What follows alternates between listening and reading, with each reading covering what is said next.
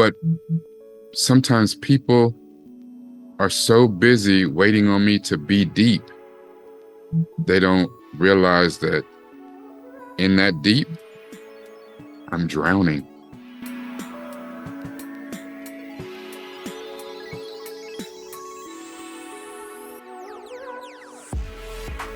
Hello, Governor. It's me, Rakasti, the man with the plan who always keeps it real. You may call me nupefromdaville. Welcome to another side quest. That's right, we're back. Doctor Who, Season 3. Now, the most exciting thing about Doctor Who is no more Rose. So that means we have to get a new companion. Now, if you rocked with us and you saw the reaction that myself and Centel did for the Christmas episode, Centel had a sneaking suspicion it was going to be Donna. I was hoping it wasn't Donna because she was annoying as hell. She got better as the episode went on, but she started off the episode pretty annoying. She even put hands on the doctor. Who does that? So, we have a new companion. And for all intents and purposes right now, it looks like it may be this new, beautiful young queen in Martha Jones. Now, this may be a red herring as well, kind of like Donna, but as of right now, it seems that it's going to be Martha Jones. Played wonderfully by the actress Freema. I can't say her last name. I don't know what it is, but she's wonderful. So the doctor runs into Freema, to Martha, early in the day, and just for some reason, he kind of bumps into her, takes his tie off, and dips. Then she kind of goes through the paces of her day, and it's apparent that she is a doctor in training. She's like a resident. She's, learning. She's making her rounds or whatever it is that they call it, but she is on her way to becoming Dr. Jones. And the doctor is in the hospital. He's in a hospital bed, and he's there as Mr. Smith. Before long, we see Martha ends up having a crisis at work. It looks like her work is being taken over by these creatures. These creatures are called the Santarans. We don't understand what's going on at first because they do something that makes the entire hospital end up on the moon inside of a force field.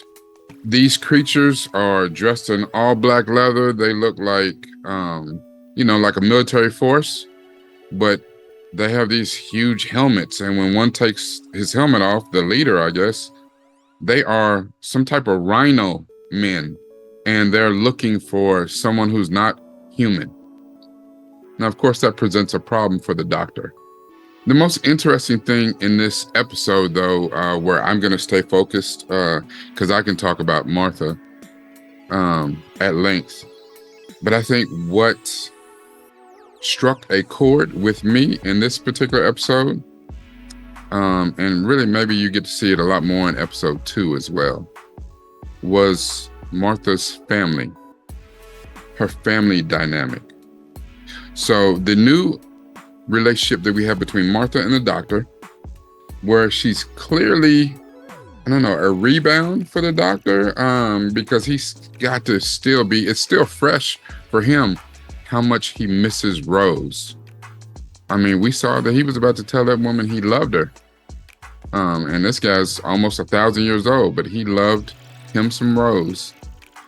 And now she's gone. She's in another dimension, another universe, in the multiverse, and he can't get to her. So that's completely over. He couldn't even see her if he wanted to. So now he's hurt, and he runs into Martha. And as we know from the previous seasons, and if you've looked at Classic Who and the Wilderness, that the doctor always has a companion. So the relationship between the companion and the doctor is dysfunctional as hell. But what I picked up on was a dysfunction with Martha and her family. And one of the things is because I can relate in a lot of ways. And I think that's where I'm going to go with today, like how we can function in our dysfunction. From what we see, it appears to be that Martha is the oldest of her siblings. And it appears that she has a younger sister, played by the also beautiful Gugu Mbatha-Raw. And she has a younger brother. And the younger brother is having a party, his 21st birthday. The mother and father are divorced. And from the sounds of it, it is quite contentious. The father has moved on with his life and he has a new girlfriend, maybe wife. But she is Caucasian and this is a black family, a black British family. The girlfriend, wife, the new wife, girlfriend is white. And it never really comes out that if he was cheating on the mother and that's the reason for the divorce. But it's clear that the mother has a problem with the father and an even bigger problem with this, what is a nice way to say it? Airhead, Barbie type figure that the new wife girlfriend is. And that's not to disparage Barbie. Barbie was a wonderful movie about self-awareness and for the Barbie character, but the stereotype for a long time has been that Barbie is kind of vapid and not a lot of substance there. Unfortunately, that almost mirrors my actual life. I am the oldest of two boys. My younger brother is a couple years younger than me. My father was a career military man in the Air Force. And actually, while we were stationed in Germany, my father actually ended up having a very salacious affair with my mother's best friend, who was the wife of another officer, to the point where they claimed, there was a claim that some abuse was going on. She came to stay with us because she needed to get away from that situation, only to come to find out that my mother's dearest best friend is laid up with my father in our house, in my mother's bed. Boom. The fact that my mother didn't catch a charge, some old Snoop Dogg murder was the case that she gave me, is a miracle. Miracle. Not only that, I was a very, very young man. I would say preteens at best. And it was one of those things that my father and her got caught in the deed. Like, my mother opened our bedroom door. Caught him. Red-handed, red-backed in the middle of... And a young, precocious, very handsome me was standing right next to my mother when she opened that bedroom door.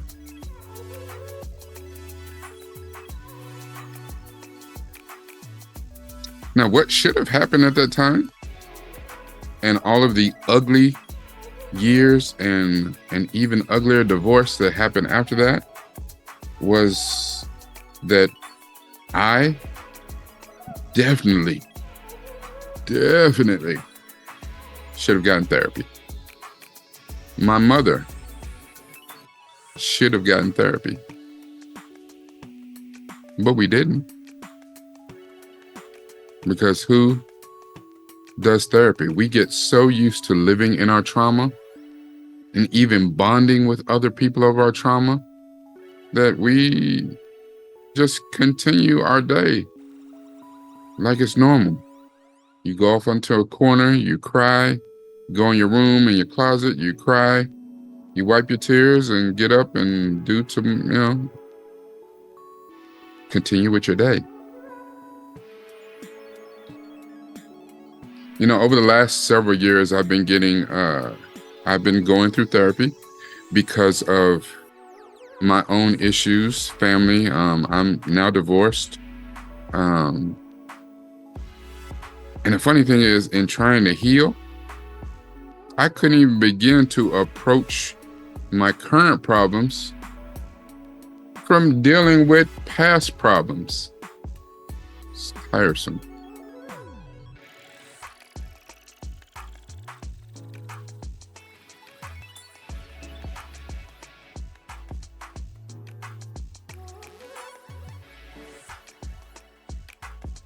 In looking at this episode, dealing with Martha and this new relationship, partnership, companionship with the doctor, Martha has her own issues to deal with. The doctor has his own issues to deal with. And a lot of times, people will continue to be in each other's spaces and avoid the hard conversation. One of my favorite sayings is that you can't fix a problem that you refuse to face. The doctor doesn't want to deal with his pining for Rose. And because of that, he can't move on. He is functioning in his dysfunction.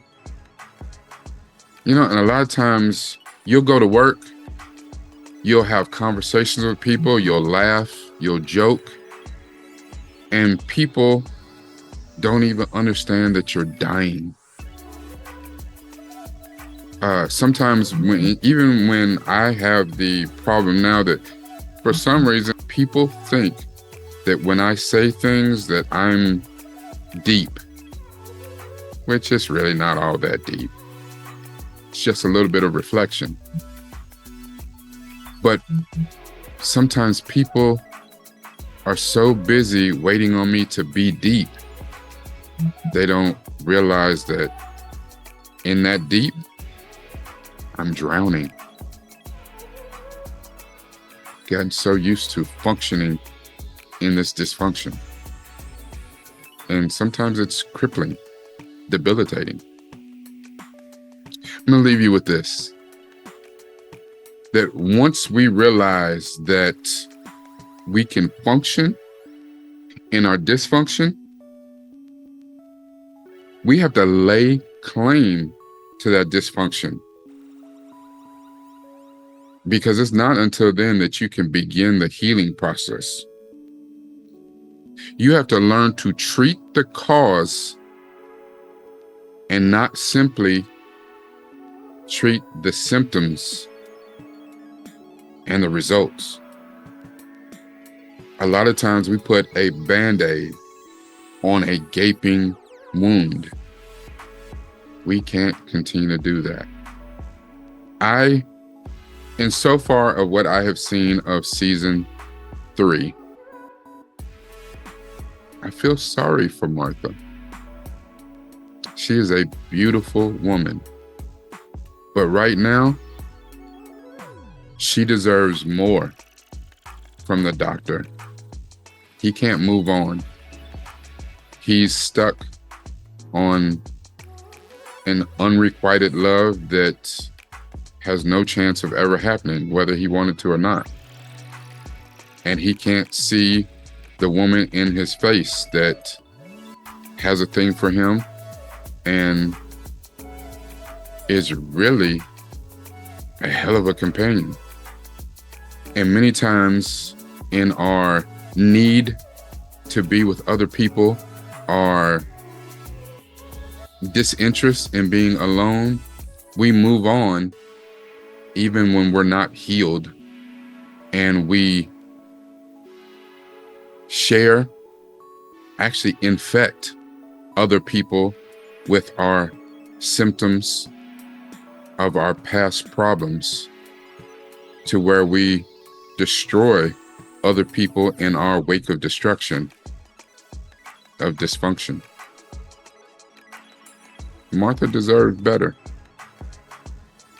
Maybe as the season goes on, she will realize the power and the strength that she has, and realize that she's every bit the doctor's equal that he is. She's not Rose at all. And I miss Rose too. But I'm ready to take a new step with Martha. And this is definitely not mirroring my own life. I've realized in therapy, I personally can't take a new step with anyone yet because I'm still healing. And just whoever is the lucky person to receive my love next doesn't deserve the baggage that I will bring with me from past relationships. Destroying a relationship is a 50-50 proposition, and I definitely didn't destroy my last marriage by myself at all. But hindsight being 2020, she also didn't deserve the baggage and the bullshit that I brought with me into that marriage. Yeah, I screwed up. Thank you for taking this ride with me. Thank you for being accepting of me in this space. I'm going to try to keep, giving my own editorials and deep dives into the projects that I watch with Centel, and even some projects that I may watch on my own. Get over to my Patreon. It's, patreon.com/nupefromdaville, where I give early access and shout out all my patrons. I appreciate you so much. Like, comment, subscribe, and most importantly, share. It's Rakai Steed, Nupe from the Ville.